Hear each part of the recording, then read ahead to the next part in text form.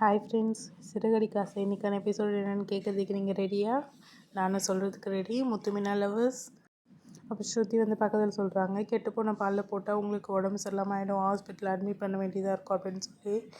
அதுக்கப்புறமா விஜய் வந்து மனசில் நினைக்கிறா, இந்த மாதிரி ஃபஸ்ட்டு இவங்க 2 பேரும் பிரிக்கணும், இவங்க 2 பேரும் ஒன்றா என்ன நம்மள இது பண்ணுவாங்க, சீக்கிரம் பண்ணணும் அப்படின்னு சொல்லிட்டு நினைக்கிறாங்க.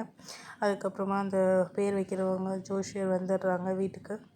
வந்துட்டு இப்போ மனோஜை பார்க்குறாங்க. பார்த்துட்டு இந்த மாதிரி சொல்கிறாங்க, உங்கள் மூஞ்சில் எவ்வளோ கலை இருக்குன்னா அது காரணம் யாருன்னு இப்போ தான் தெரியுது, அவங்க மம்மி தான் இப்போ தான் தெரியுது அப்படின்னு சொல்கிறான்.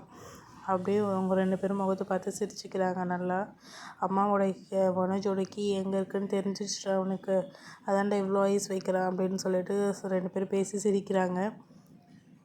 அதுக்கப்புறம் சொல்கிறான் ஜோஷியர், என் ஒய்ஃப் பேர் கூட அஞ்சலை, நான் 5 தான் கூப்பிடுவேன், எல்லாமே நம்பர் தான் தம்பி அப்படின்னு சொல்லுவான்.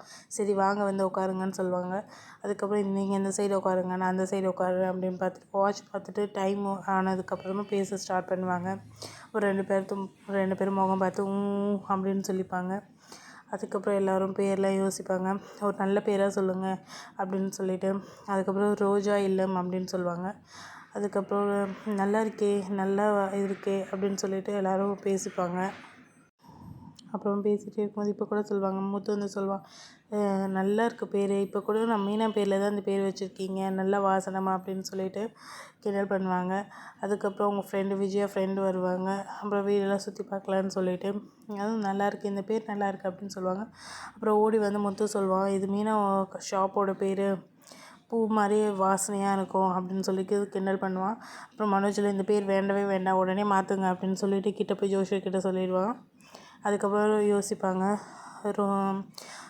எங்கள் 3 பேர் கலந்த மாதிரி வைக்கலாம் அப்படின்னு சொல்லிட்டு. அதுக்கப்புறம் யோசிச்சுட்டு பேர் சொல்லுவாங்க, ரோமையா அப்படின்னு சொல்லிட்டு.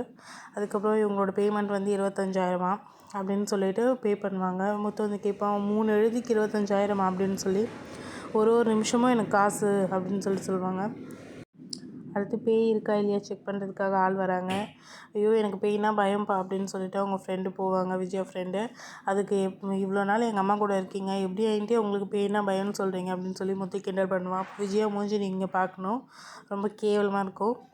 அதுக்கப்புறமா எல்லோரும் உட்காந்து பேசுவாங்க. அதுக்கப்புறம் பேய் ஓட்டுறவங்க வருவாங்க. விஜயா தான் ஃபஸ்ட்டு கதவை திறப்பா, பார்த்துட்டு பயந்துட்டு வந்துடுவா.